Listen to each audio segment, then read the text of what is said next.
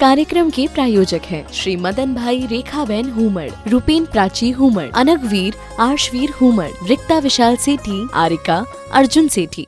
क्या हुआ?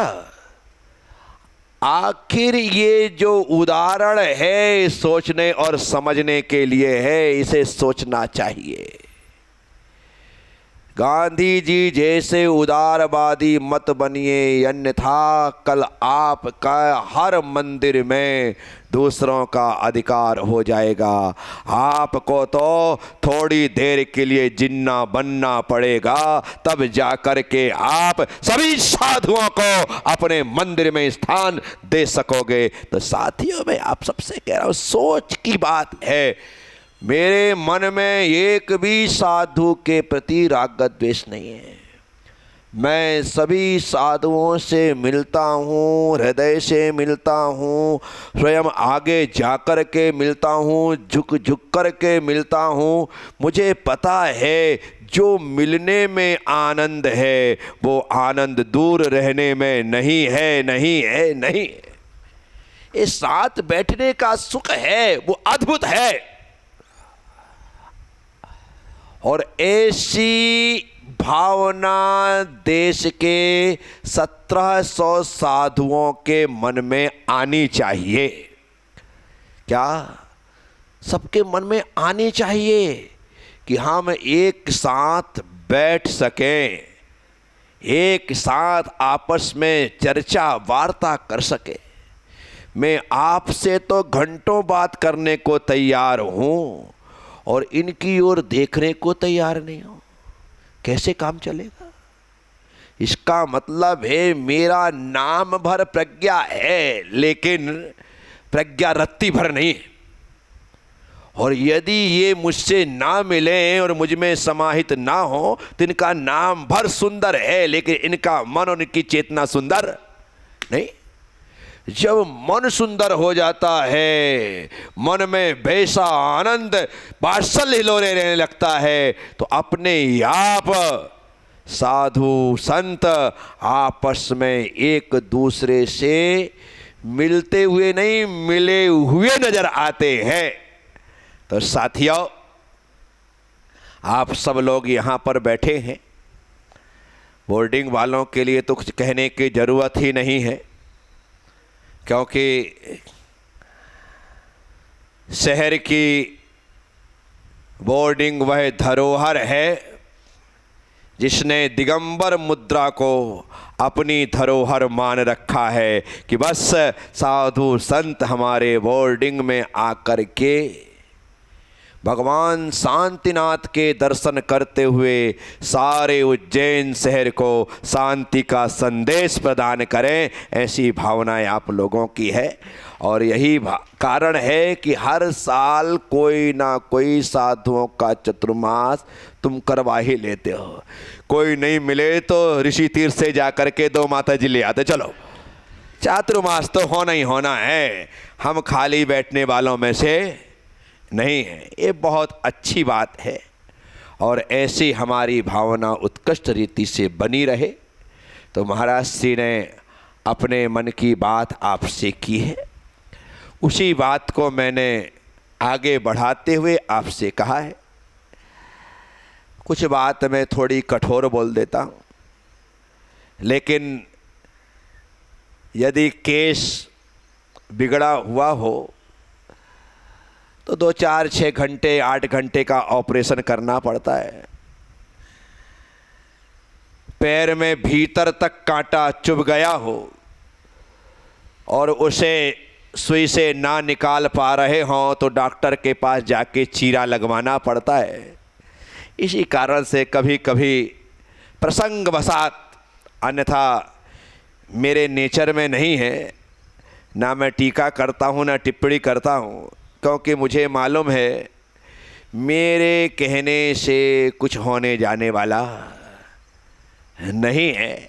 लेकिन फिर भी मेरे साथ रहने वाले लोग तो मुझे सुन कर के सोचने के लिए मजबूर हो जाते हैं और इसके लिए तैयार हो जाते हैं कि गुरुदेव आप जो कह रहे हैं सारे लोग साथ हो ना हो, लेकिन हम आपके साथ हैं, आपके सोच के साथ हैं, आपके विचारों के साथ हैं। हम इसी प्रकार से सभी साधु संतों की सेवा शुश्रूषा करते रहेंगे और वह लाभ लेते रहेंगे। तो आप सबने सुना, अनुग्रहित हो, उम्मीद और विश्वास रखूंगा सिर्फ और सिर्फ साधु संतों की दिगंबर मुद्रा और पिछी कमंडल ही दिखाई दे और हमारे भीतर कोई दिगंबरत्व की पहचान ऐसी बने कि उस पहचान को देख करके लोग हम दिगंबर हैं इसे जान सके। इसके लिए चिंतन की, मंथन की और पूरे देश के सभी साधु संत और समस्त दिगंबर समाज के श्रावक श्राविकाओं का एक साथ किसी भी तरीके से बैठना सोचना जरूरी है, तब जाकर के कुछ निश्चितीकरण हो सकता है। अन्यथा हमारी पहचान खो चुकी है। उस पहचान को बनाने के लिए फिर से 2500वें निर्वाण महोत्सव की तरह एक बार फिर से बड़े आचार्यों को दिल्ली में बैठने की ज़रूरत है और वहाँ पर बैठ कर के दिगंबर जैन समाज का एक संविधान बनाने की ज़रूरत है और संविधान बना करके सारे समाज में उसे लागू करवाने के लिए अपने साधु संतों को आदेश देने की आवश्यकता है। जब सभी साधु संत, सभी ब्रह्मचारी ब्रह्मचारिणी, सभी पंडित विद्वान इस काम में लग जाएंगे तो एक साल में हम अपनी पहचान बना सकते हैं। ऐसा मैं सोच करके चलता हूं। आप सब लोगों ने सुना। ओम नमः, सबसे क्षमा, सबको क्षमा। जय गुरुदेव, जय महावीर। और किए गए प्रश्न का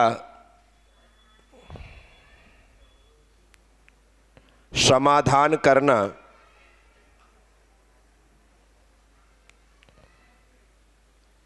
दो चीजें।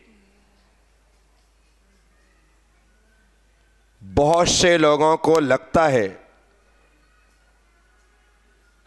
कि प्रश्नों का उत्तर देना बहुत कठिन है। लोगों के द्वारा पूछे गए प्रश्नों को सुनकर के तुरंत उनका समाधान करना बहुत कठिन है।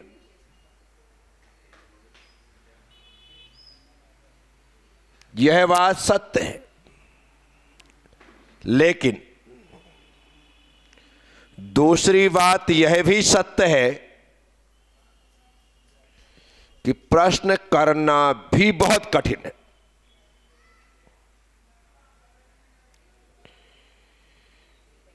हम कुछ नहीं जानते हैं, फिर भी हमारे भीतर जानने की जिज्ञासा न होने की वजह से कभी कोई प्रश्न उत्पन्न नहीं होता।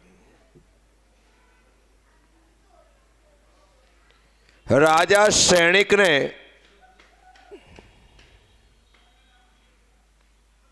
भगवान महावीर स्वामी से 60,000 प्रश्न पूछे।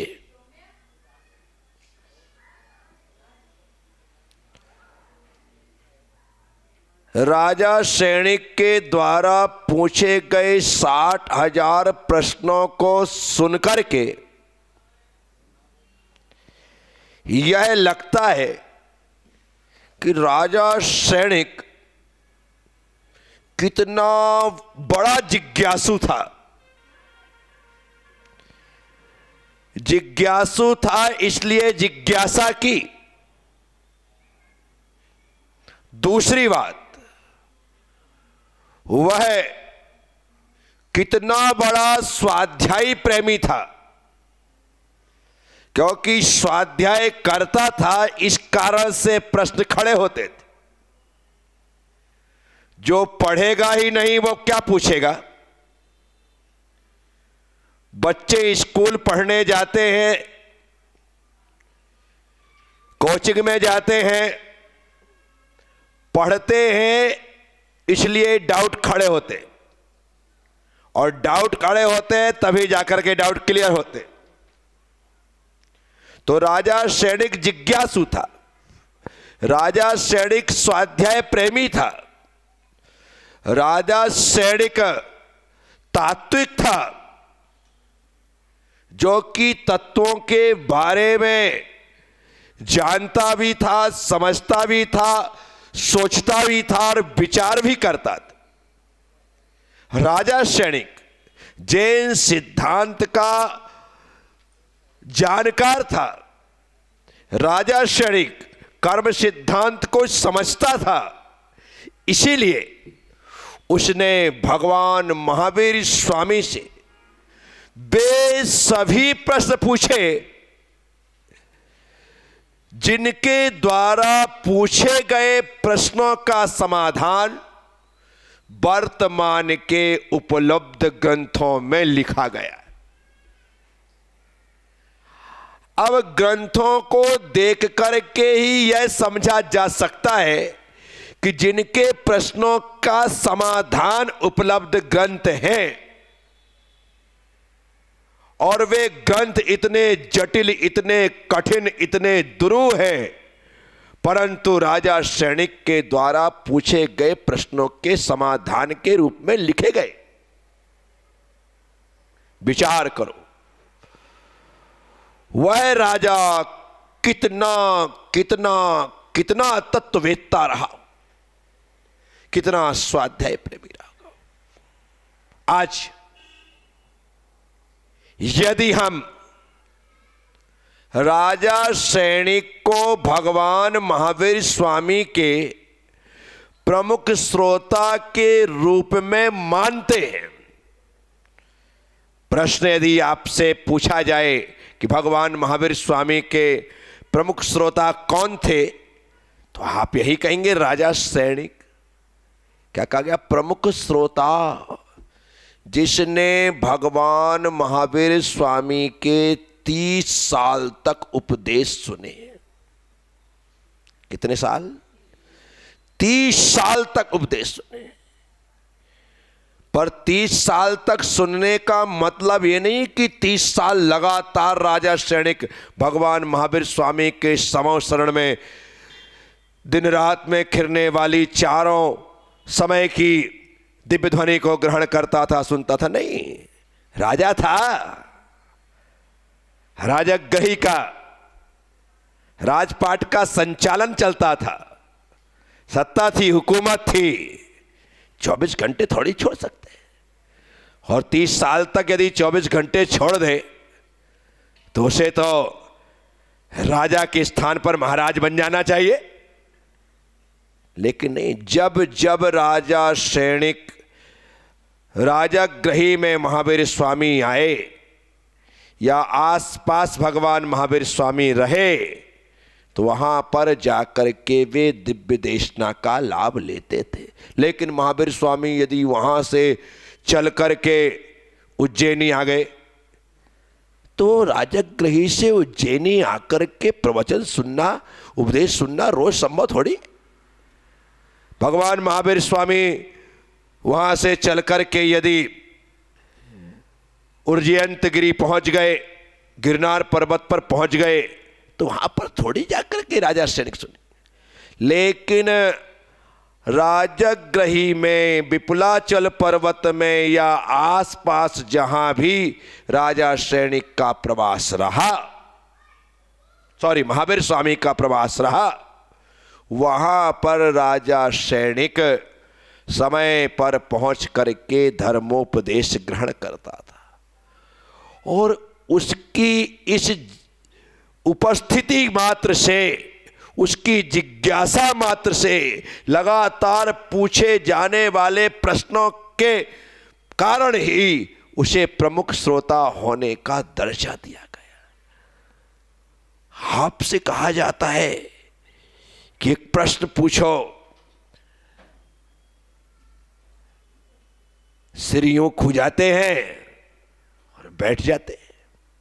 बोले हमारे तो कोई प्रश्न ही नहीं है, क्या पूछना। विचार करो, हमारे द्वारा जब तक शास्त्रों का स्वाध्याय नहीं होगा, तब तक कोई प्रश्न खड़े ही नहीं होंगे। और आपने स्वाध्याय किया और सिर्फ पढ़ लिया तो भी प्रश्न खड़े नहीं होंगे। पढ़ने के साथ साथ आपको वहाँ पर शंका खड़ी होने पर उसे नोट के रूप में अपनी डायरी में नोट करना पड़ेगा, तब जा कर के आप कभी साधु संतों से डाउट क्लियर कर सकते हो। अभी ऐसा कुछ भी नहीं।